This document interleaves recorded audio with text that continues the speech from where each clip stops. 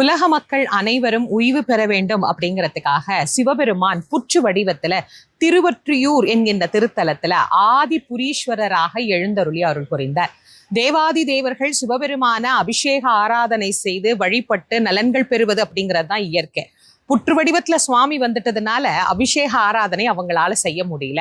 பிரம்மா, விஷ்ணு, ஆதிசேஷன் எல்லாரும் கடுமையான தவம் பண்ணி சிவபெருமான் கிட்ட நாங்க உங்களை அபிஷேகம் பண்ணணும், ஆராதனை பண்ணணும், அப்பதான் எங்களுக்கு எல்லா நலனும் கிடைக்கும், உலகம் நலன் பெறும் அப்படின்னு கேட்டபோது சிவபெருமானே சொன்ன நாள் கார்த்திகை மாத பௌர்ணமியிலிருந்து 3 தினங்கள் தைல காப்பிட்டு என்ன அபிஷேகம் பண்ணுங்க அப்படின்னு சொன்ன அந்த திருநாளை முன்னிட்டு தான் ஒவ்வொரு ஆண்டும் கார்த்திகை மாதம் பௌர்ணமியில கவசம் திறக்கப்பட்டு சுவாமிக்கு அழகா தைல காப்பு அபிஷேகம் எல்லாம் 3 நாட்கள் நடைபெறும். இதை பார்ப்பதே வாழ்க்கையில மிகப்பெரிய பேரு அப்படின்னு தான் பெரியவங்க நமக்கு சொல்லியிருக்கிறாங்க. அதன்படி இந்த ஆண்டு 4/12/2000